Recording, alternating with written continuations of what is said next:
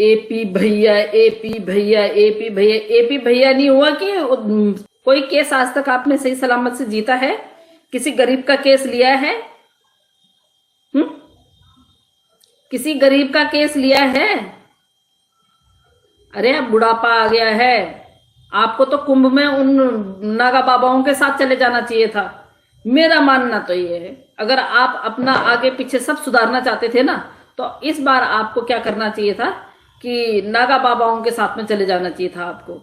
ना रहेगा बांस ना बजेगी बांसुरी, तभी हो सकता है आपका पाप कम, अदरवाइज नहीं होगा।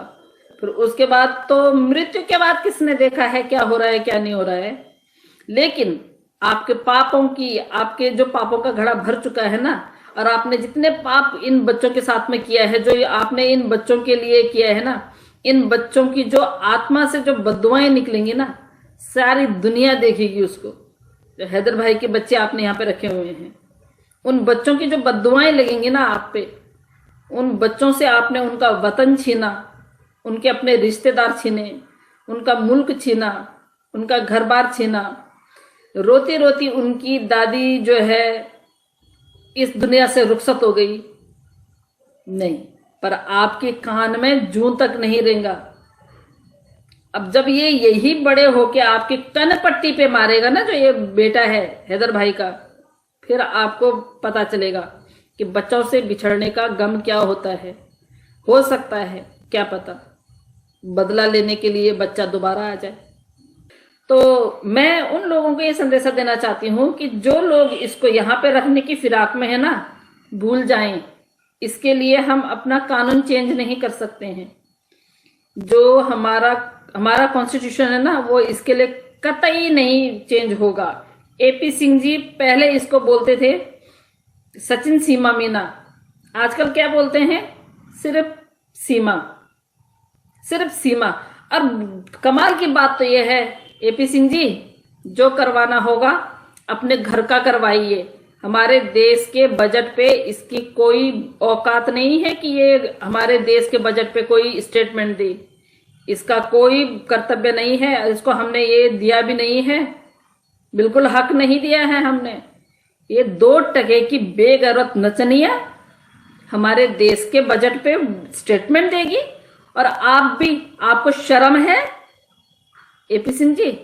शर्म तो आती है नहीं आपको। नाक काट के तो आपने पहले कब की डाल दी है।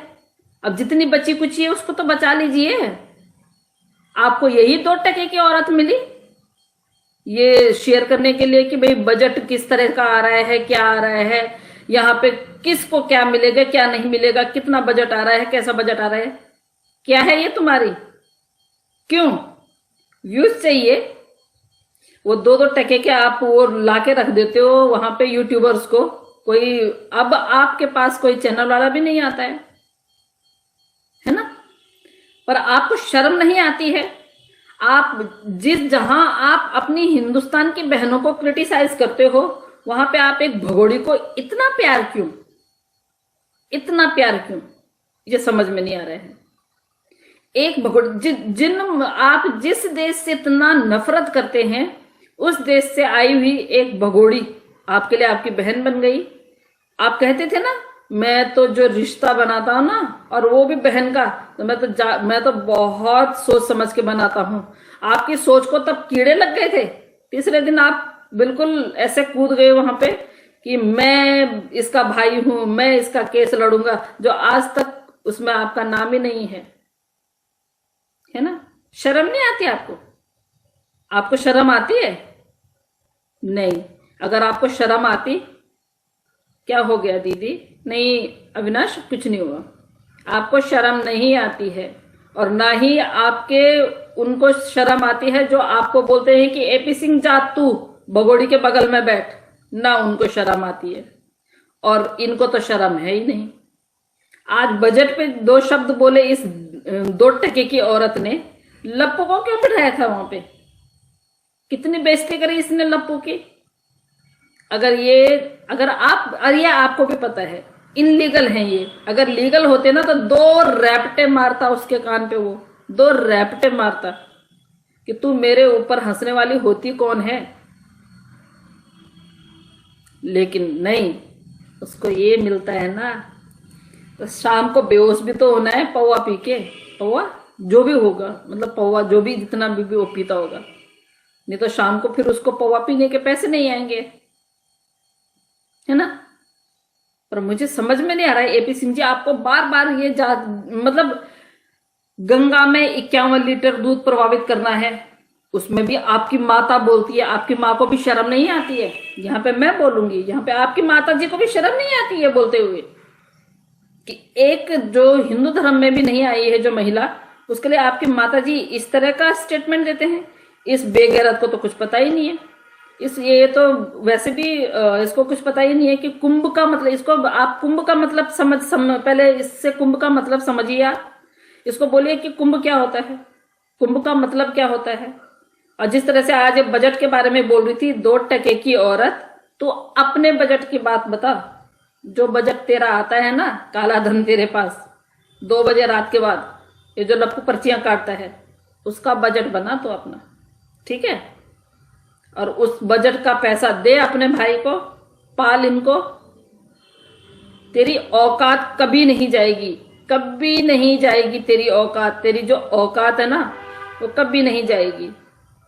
पछता रही है, इतना तो हमें पता है कि तू पछता रही है, लेकिन अब पछताए होत क्या जब चिड़िया चुग गई खेत, क्योंकि जेल में जाना है ना। जय जय श्री राम प्रभुलाल जी, जय जय श्री राम। जेल में जाना है, जेल में जाके जो तेरी हालत होने वाली है ना, 2% की नचनिया। हेलो मीना जी, 2% की नचनिया नाच ले, कितना नाच सकती है। अगर तेरा पैसा, तू कह रही है कि हम बच्चों के भविष्य के लिए भी बचा रहे हैं, ये भी कर रहे हैं। शिवम कुमार जी हाय, आई एम न्यू, ओके, कि हम बच्चों के लिए भी बचा रहे हैं, तो तेरे को नई आईडी खोलने की क्या जरूरत पड़ गई भाई। ओ भगोड़ी, ओ नचनिया, ओ गौ माता खाने वाली 2% की बेशरम महिला। तेरा भाई बोलता है ना तू बड़ी पूजा करती है। कब करती, कब की तूने पूजा? कब की तूने पूजा? तूने अपने भाई की पूजा की होगी करवा चौथ पे, बाकी तो और तो हमने तो देखा नहीं। तेरे को एक्टिंग करते हुए तो बहुत देखा है हमने। जितने लोग ये सोच रहे हैं ना कि भगोड़ी को नहीं भेजना है, भगोड़ी को यहाँ पे नागरिकता मिल जाएगी, अबे 2% की। आज मैं दिखाना भूल गई, मैं एक वीडियो दिखाती आप लोगों को, मैं एक वीडियो दिखाती आपको,